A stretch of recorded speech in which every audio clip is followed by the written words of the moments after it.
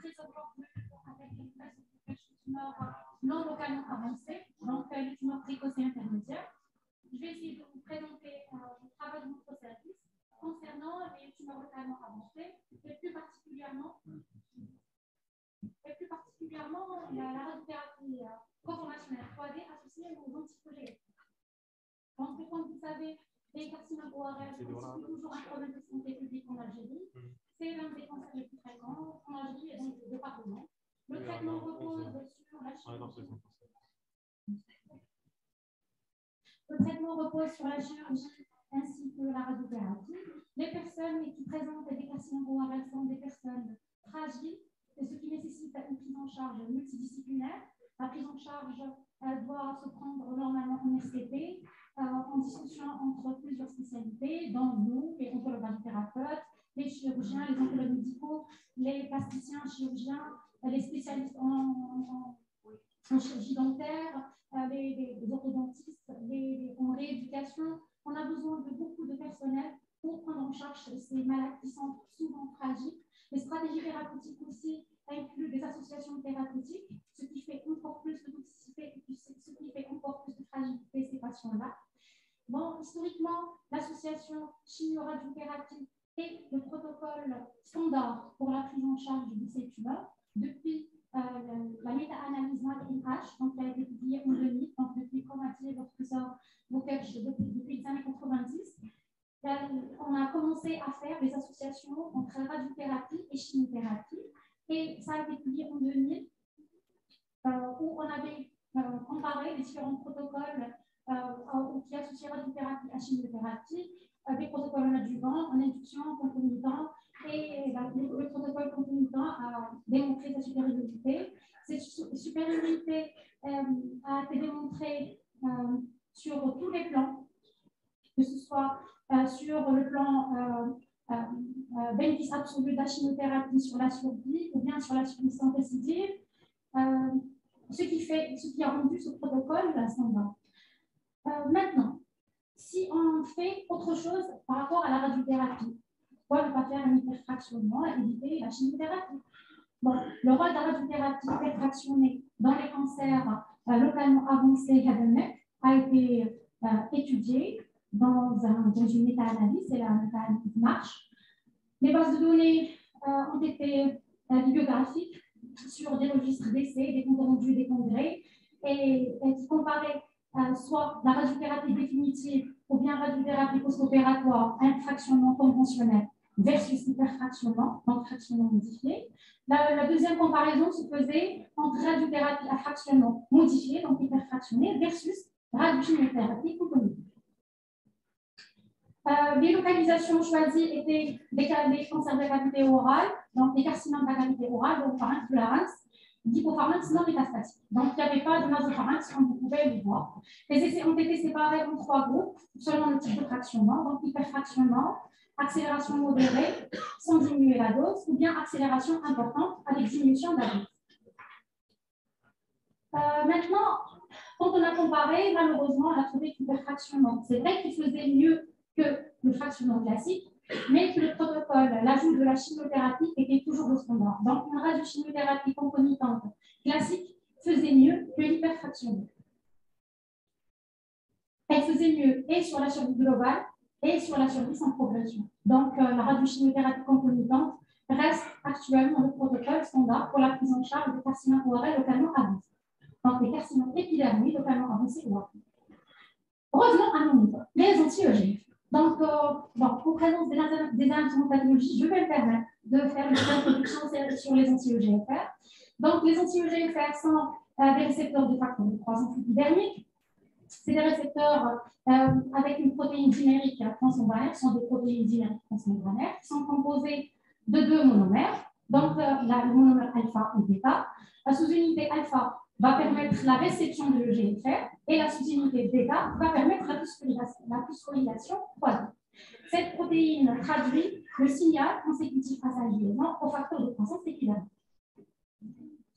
Les récepteurs anti-EGFR font partie des récepteurs transmembranaires tyrosine kinase.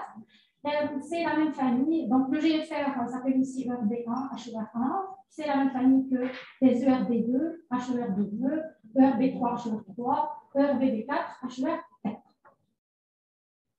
Ces récepteurs donc, déclenchent des voies de signalisation qui ne sont pas linéaires, qui consistent des réseaux riches multicouches interconnectés qui permettent des interconnexions horizontales et qui ont des multiples réponses combinatoires qui agissent sur plusieurs facteurs de la carcinogénie. Donc, cela peut expliquer la variété des résultats biologiques si on active les récepteurs spécifiques dans une cellule spécifique. Donc, ça peut engager des signalisations nucléogènes et d'autres activités favorisant la fuite. Maintenant, si ces anti-EGFR ont sous tout ce processus pour agir sur l'angiogénèse, si on associe les anti-EGFR à la radiothérapie, on peut attendre un résultat qui pourrait peut-être permettre d'éviter la chimiothérapie avec ses effets secondaires. Une thérapie ciblée reste toujours mieux qu'une thérapie systémique qui agit partout. Donc, historiquement, la première molécule qui a été utilisée, pas la première molécule qui a été utilisée, mais la première molécule qui a démontré son efficacité est le cetuximab. Donc, le premier essai historique, c'est l'essai Bonner, qui a concerné 424 patients, qui a été fait entre 1999 et 2002. C'était aussi des tumeurs d'oropharynx et du larynx. Il comparait la radiothérapie seule à une radiothérapie plus cetuximab. Donc, on a commencé d'abord par comparer une radiothérapie à une radiothérapie plus cetuximab chez des patients non éligibles à la cisplatinum. L'objectif principal, c'était de connaître le contrôle leucorégional, donc le taux de contrôle leucorégional, et l'objectif secondaire, c'était la survie globale, ainsi que la survie sans progression, le taux de réponse et le profil de toxicité, donc la qualité de vie. Sur la slide, voilà, donc on peut voir vraiment l'efficacité de la radiothérapie avec cetuximab versus radiothérapie seule, que ce soit sur le taux de contrôle leucorégional ou bien sur la survie à 5 ans. Donc, il y a un bénéfice qui n'est pas négligeable. L'essai Bonner a été réactualisé en 2010, où on a considéré plus d'essais cliniques. Et le taux de survie global a été toujours meilleur, donc les résultats avaient été confirmés. Maintenant, je vais vous présenter l'essai tremplin. Bon, comme la radiothérapie associée au cetuximab a démontré son efficacité, l'essai tremplin a essayé de voir l'efficacité de l'association du cetuximab à la chimiothérapie concomitante, à la radiothérapie, versus la radiothérapie et la chimiothérapie dans les conservations laryngiques. Donc, c'est un essai qui a été fait pour des carcinomes épidermiques du larynx totalement avancés, des stades 3 à 4, éligibles à la chirurgie ou bien à la radiothérapie. Donc, le standard, c'est de faire 3 cures de TPF, d'évaluer le patient pour faire une argitine totale, pas de réponse. Donc, sinon, s'il y a une bonne réponse, on passe à la radiothérapie associée à la chimiothérapie et le bras expérimental qui est associé cetuximab à la radiothérapie. Il n'a pas été retrouvé de différence significative entre les deux bras, que ce soit en termes de préservation laryngée ou bien en termes de contrôle local après chirurgie de rattrapage. Donc, ça faisait aussi bien que la radiochimiothérapie concomitante, avec même une meilleure compliance dans le bras cetuximab, comme les patients terminaient leur cure de cetuximab, ne terminaient pas leur cure de cisplatinum. Après cela, comme le cetuximab a démontré son efficacité, que c'était la molécule à la mode pendant ce temps-là, on a essayé de comparer la radiochimiothérapie à base de sel de platine à la radiothérapie associée au cetuximab dans les carcinomes épidermoïdes localement avancés, PCS positif. Là, c'est une méta-analyse sur des bases Medline, Med, Mobile, Base, Web Science et Sciences Directes Scopus. Donc, c'est une méta-analyse comparée l'efficacité du cisplatin versus cetuximab en association les deux à la radiothérapie. Bon, sur cette méta-analyse, on n'a pas retrouvé les mêmes résultats. Donc, il n'y avait pas de supériorité de cetuximab ou d'équivalence du cetuximab par rapport aux sels de platine. Les sels de platine faisaient mieux. Donc, il y avait une meilleure réponse sur le plan survie globale et survie sans récidive pour le bras cisplatine. Maintenant, pour le carcinome oropharyngé, HPV positif. Bon. Pourquoi HPV positif? Parce que le rationnel dit que les tumeurs HPV positives sont des tumeurs de meilleur pronostic que les tumeurs HPV négatives. Donc, pourquoi ne pas essayer de faire une désescalade de traitement dans les tumeurs qui présentent un bon pronostic? Le cetuximab apparaît comme une possibilité de désescalade pour éviter la chimiothérapie concomitante. Donc, c'est un essai de phase 3 qui faisait la comparaison entre la radiothérapie 70 traction avec cisplatine chaque 21 jours, 100 mg chaque 21 jours, versus radiothérapie 70 degrés plus cetuximab, dose de charge 250 mg et dose de concomitant de dose de charge 400 mg et dose de concomitant de 250 mg par mètre carré. L'objectif principal était les toxicités sévères. Les critères secondaires, c'était les toxicités aiguës sévères, les toxicités aiguës tardives, ainsi que la survie globale et la survie sans progression, et les taux de toxicité à distance, comme l'exérostomie.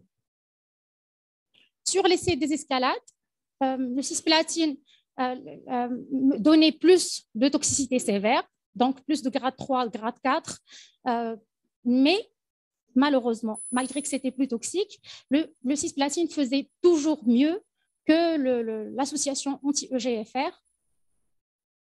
Donc, il y avait un taux de récidive locale qui est significativement plus important dans le bras cetuximab. L'essai d'escalade a conclu que le cisplatine en concomitant à la radiothérapie dans les carcinomes épidermolytético-HPV positifs de l'oropharynx était toujours le protocole de référence. Le cetuximab était associé à une diminution des taux de toxicité, mais c'était meilleur sur la qualité de vie, mais il y avait un taux plus important de récidive locale. Maintenant, je vous ai mis cette slide seulement pour vous dire qu'en Algérie, on n'a pas l'AMM pour associer cetuximab à la radiothérapie pour le carcinome nasopharyngé.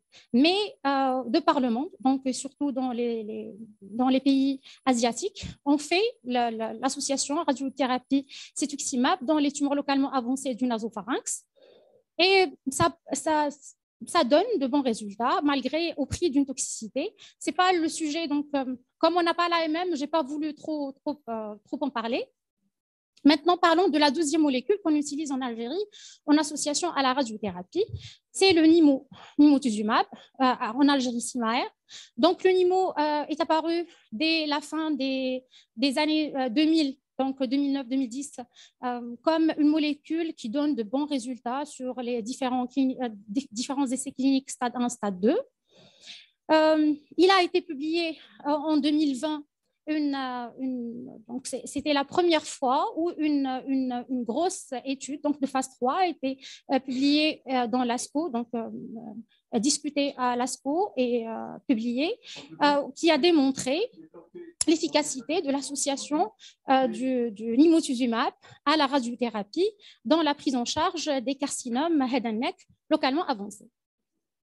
Donc, cette étude, le rationnel était que le NIMO était un anticorps monoclonal, un anti-EGFR comme les autres molécules et qu'on pouvait l'associer à la radiothérapie pour essayer de voir s'il pouvait donner une meilleure efficacité par rapport aux autres anti-EGFR.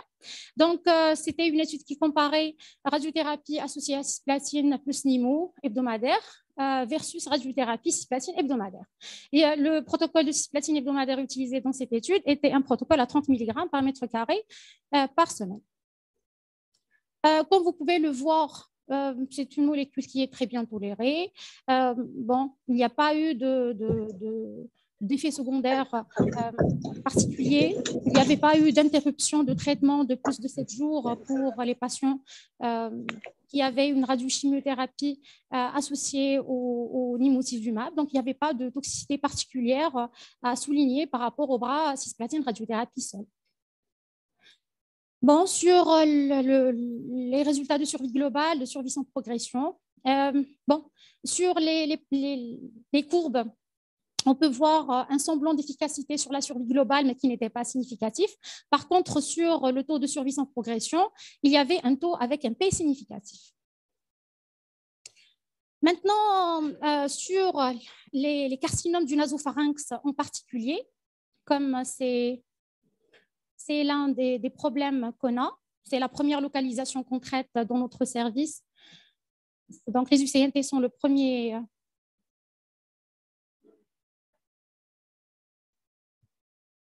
Je m'excuse, ça a bloqué. J'ai mis un message.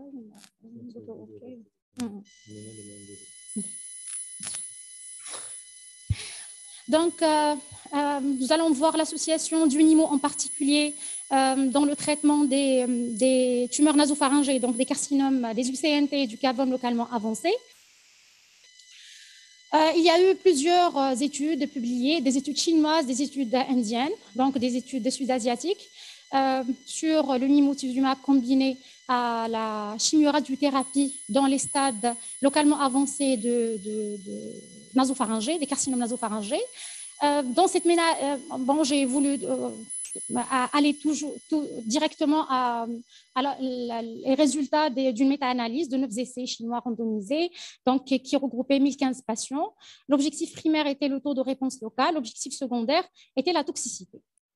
Donc, le NIMO rajouté à la radiochimiothérapie concomitante dans le traitement du carcinome du nasopharynx localement avancé améliorait le taux de réponse locale sans toxicité surajoutée sur les résultats des méta-analyses.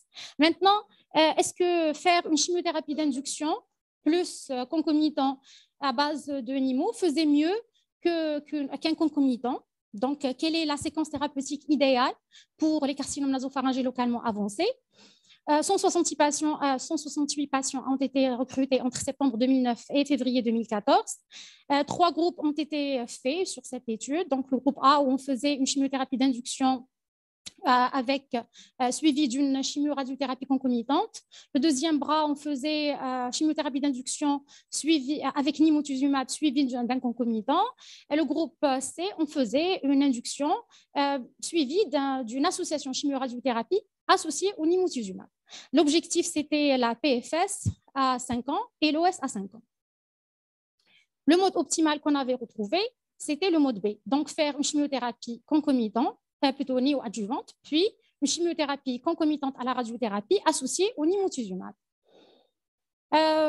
Ce dont on rêve tous, c'est faire toujours des études face-to-face pour comparer les molécules. Donc, quand on a 2 anti-EGFR, idéalement, on fait une étude où on compare les deux. On n'a pas cette étude. On a juste une méta-analyse qui recherche la comparaison. Donc, les essais qui prennent cetuximab en association à la RCC dans les carcinomes nasopharyngés, comparés aux études qui prenaient nimotuzumab associé à la RCC dans le traitement des carcinomes nasopharyngés localement avancés. Donc, là, c'est une recherche systématique de la littérature et sur laquelle on a l'inclusion de 19 essais qui impliquaient 1201 patients. 609 ont été traités par chimioradiothérapie ou bien une radiothérapie seule. 592 ont reçu le cetuximab avec chimiothérapie, radiothérapie concomitante, ou bien le NIMO avec chimiothérapie, radiothérapie concomitante. Les résultats ont révélé que le NIMO pouvait atteindre un taux de rémission complète et un taux moyen de rémission plus élevé de la tumeur primaire par rapport au cetuximab, mais sans différence dans le taux de survie globale à 1 an ou bien à 2 ans, et sans différence aussi sur le profil de toxicité. Le NIMO a augmenté la survie globale à 3 ans par rapport au cetuximab, mais ces résultats sont à interpréter avec prudence parce qu'il n'y avait pas vraiment de résultats significatifs entre le cetuximab et le NIMO, et les résultats de survie étaient équivalents. On peut critiquer cette méta-analyse premièrement parce que c'est tous les deux des anticorps monoclonaux qui agissent de la même façon, qui ayant une cible commune. La deuxième critique de cette méta-analyse était que le NIMO était domestique en Chine, donc il est produit en Chine et la majorité des patients traités par NIMO ont reçu le NIMO domestique. donc ça peut fausser aussi les résultats. Deuxièmement, cette étude ne se réfère qu'aux résultats de comparaison indirecte, donc ce n'est pas des études face-to-face, c'est des études où on a pris les résultats d'études comme ça et qu'on a comparé à la deuxième molécule. Et troisièmement, que pas tous les articles ont été inclus dans cette méta-analyse, seuls les articles qui étaient publiés en chinois et en anglais, donc ça peut biaiser les résultats. Qu'en est-il du coup? Est-ce que ça vaut le coup d'utiliser un anti-EGFR associé à la radiothérapie ou bien à la radiochimiothérapie concomitante? Donc, l'ajout du nimotuzumab au traitement standard actuel a révélé son avantage. Ça peut avoir un avantage significatif en termes de survie, mais il n'est pas justifié. Donc, sur le plan coût, il peut ne pas être rentable. Donc, c'est une molécule qui coûte cher et les bénéfices thérapeutiques ne sont pas si avantageux que ça.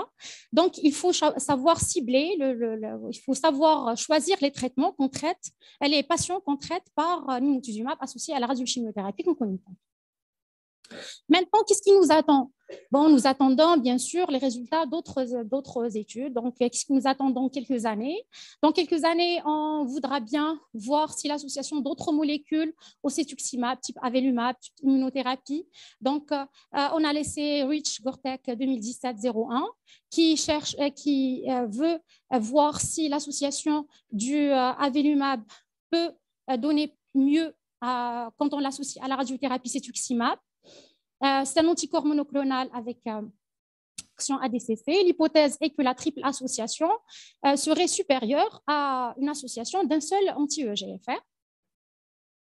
Donc, le schéma, c'est de faire radiothérapie associée à cisplatine, donc le bras de référence, de faire radiothérapie plus avelumab plus cisplatine, de faire radiothérapie plus avelumab plus cetuximab et de faire radiothérapie plus cetuximab et comparer les deux premiers bras, les deux deuxièmes bras. Donc, faire radiothérapie plus cisplatine, bras de référence par rapport à avelumab plus cisplatine, et faire un deuxième bras où on comparait la radiothérapie plus avelumab plus cetuximab à la radiothérapie plus cetuximab. Les inclusions ont été terminées en 2018 et on attend les résultats de cette recherche. Le deuxième essai qui est intéressant, c'est le Pembroke-Gortek 2015-01. C'est une étude qui compare l'association cetuximab à la radiothérapie au pembrolizumab associé à la radiothérapie. Donc, l'étude, les premiers endpoints, c'est la toxicité. Elle a été déjà publiée, donc les résultats de toxicité aiguë ont été publiés, mais pas encore les résultats de la survie. Donc, on a trouvé que les deux patients traités par Pembro ont une toxicité vasculaire inhabituelle. Et on met les autres profils de toxicité. On a des toxicités qui sont liées au Pembro, d'autres toxicités qui sont liées au cetuximab. Donc, c'est pas encore très clair, c'est pas encore très net. Mais aucun bras ne s'est détaché jusqu'à maintenant, même sur le plan toxicité. Maintenant, je vais vous parler un peu de l'expérience de notre service. Comme j'ai choisi de faire, on a choisi de faire une présentation des malades atteints d'un carcinome nasopharyngé, comme c'est la première localisation du service. Donc, la molécule qui a été utilisée au service depuis le début des années 2010. Les premiers malades traités présentaient une UCNT du nasopharynx localement avancée. L'utilisation a été facile. Dès les premiers patients, les premiers résultats ont été encourageants, ce qui nous a poussé à faire une petite étude prospective sur 32 patients traités au service de radiothérapie du centre anti-cancer de Constantine entre mai 2015 et décembre 2018 pour un UCNT du nasopharynx localement avancé. C'était la comparaison entre radiothérapie plus chimiothérapie concomitante à base de platine versus radiothérapie plus chimiothérapie concomitante à base de celle de platine plus nimotuzumab, 200 mg hebdomadaire. Les caractéristiques des patients, c'était des patients d'âge moyen de 48 ans sur les deux bras. Et il y avait autant d'hommes et de femmes sur les deux bras. C'était des stades 3 et 4, donc localement avancés. Bien sûr, on a cherché que ce soit aussi équivalent que possible. La chimiothérapie néoadjuvante qu'on a utilisée, c'est celle qu'on utilise à Constantine. Donc, c'est Adria cisplatine, TPF, carboplatine, Adria. C'était les 3 protocoles des patients de l'étude. Sur le profil de toxicité aiguë, il n'y avait pas une toxicité surajoutée du nimotuzumab par rapport à la radiochimiothérapie concomitante. Donc, les patients avaient une toxicité équivalente. Et sur les résultats de survie globale à 5 ans dans le bras RCC, c'était de 50,31 mois. Survie globale à 5 ans dans le bras RCC plus NIMO, 75,37 mois.